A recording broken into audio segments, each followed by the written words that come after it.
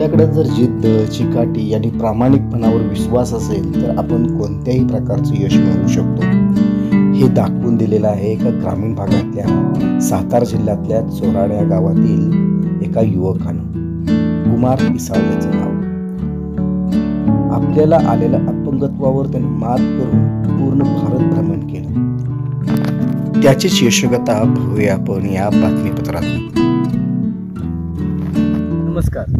आपल्या मनामध्ये जर जिद्द असेल, चिकाटी असेल आणि काहीतरी नवीन करून दाखवण्याची जर हिंमत असेल तर आपण अनेक गोष्टींवर मात करू शकतो, येणाऱ्या संकटांवर मात करू शकतो. अशाच एका युवकाची कथा आज आम्ही तुम्हाला दाखवणार आहोत. सातारा जिल्ह्यातील खटाव तालुक्यातील चोराडे या गावातील युवक कुमार पिसाळ या युवकानं अपंग असून आपल्या या अपंगावर मात करून त्यानं भारत भ्रमणाचं स्वप्न बाळगलं होतं. ते स्वप्न त्यानं पूर्ण केलं. नमस्कार, जय शिवराय. मी कुमार हरिदास पिसाळ, राहणार चोराडे, तालुका खटाव, जिल्हा सातारा, महाराष्ट्र. आणि मी जे आहे ते एक स्वप्न बघितलं होतं की मला जे आहे ते सातारा म्हणजे चोराडे माझ्या गावापासून ते संपूर्ण भारत भ्रमण जी आपली नकाशा आहे, नकाशाची पूर्ण बाउंड्री लाईन जी आहे ती मला कव्हर करायचं एक स्वप्न होतं. आणि दिव्यांग असून आपण काय करू शकतो तेव्हापासून एक स्वप्न होतं की काहीतरी वेगळं करायचं आहे. आणि ते वेगळं करण्याचा जो निर्णय होता त्याची मी जे आहे ते प्रिपरेशन करत गेलो. आणि आज ती वेळ आली की ती राईड मी जी आहे ती पूर्णपणे पूर्ण करून माझ्या गावी जे आहे ते माघारी यशस्वीरित्या पोहोचलो आहे. आपण किती राज्यामध्ये गेला होता? ह्या राईडच्या दरम्यान जे आहे ते मी जवळपास 19 राज्य कव्हर केले. 19 राज्य माझे कव्हर झाले या राईड्समध्ये. आणि त्याचबरोबर ह्या राईडमध्ये राईड करत असताना मी दिव्यांग सशक्तीकरण आणि जे आहे ते रोड सेफ्टीचे नियम आहेत ते फॉलो करा. तुम्ही टू व्हीलर चालवत असाल तर हेल्मेट वापरा, 4 व्हीलर चालवत असाल तर सीट बेल्ट नक्की वापरा. आणि रोड सेफ्टीचे रूल्स आहेत ते फॉलो करा आणि ॲक्सिडेंट जे आहेत ते अवॉइड करा. हे मुख्य संदेश देण्याचा मी या राईड दरम्यान संपूर्ण प्रयत्न केला आहे. म्हणजे काहीतरी संदेश घेऊन आपण गेला होता संपूर्ण देशामध्ये आणि 19 राज्यामध्ये 19 राज्य कव्हर केले. किती दिवसामध्ये ते पूर्ण केलं तुम्ही? या राईडला जवळपास मला 69-70 दिवस लागले. ही राईड स्टार्ट केली होती मी 3 सप्टेंबर रोजी आणि 10 नोव्हेंबरला जी आहे ते मी माझ्या घरी राहत्या गावी चोराडे येथे पोहोचलो आहे. या राईड दरम्यान जे आहे ते मी 13,000 किलोमीटरचा जो आहे तो प्रवास केला आहे. काय अनुभव होते या प्रवासादरम्यान आले आपल्याला?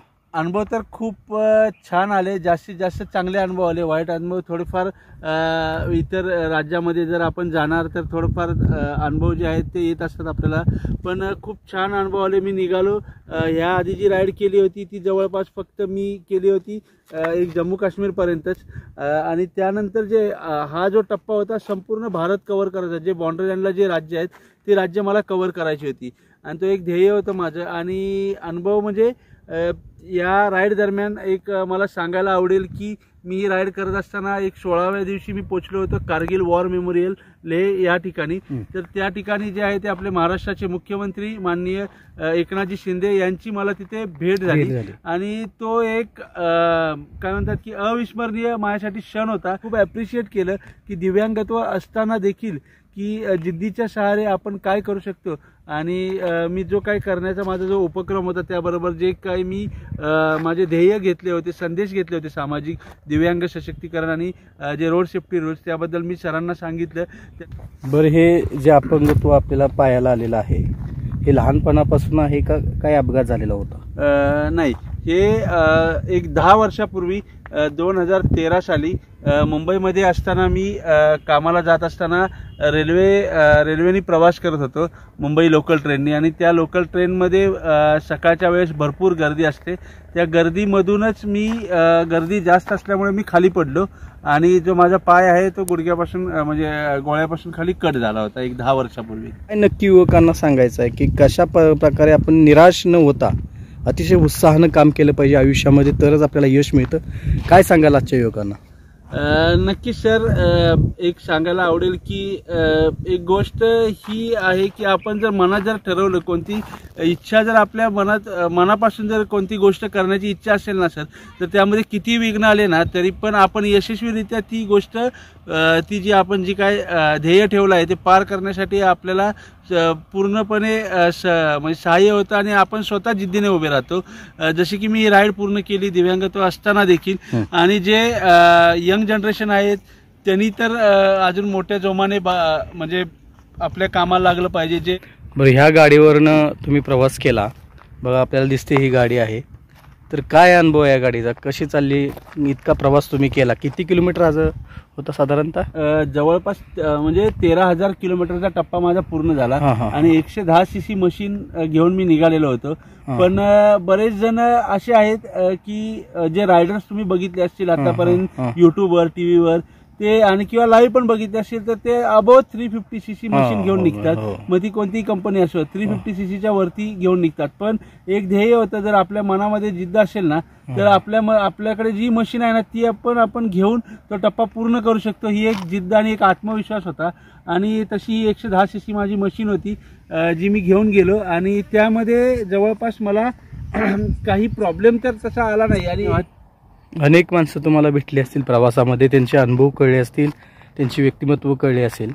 आता तुम्ही ह्यामध्ये सगळ्यात महत्त्वाचा आहे म्हणजे आर्थिक भार, हा नक्की कसा आपण कुणी कुणी यामध्ये सहकार्य केलं याबद्दल थोडक्यात जर सांगितलं तर बरं.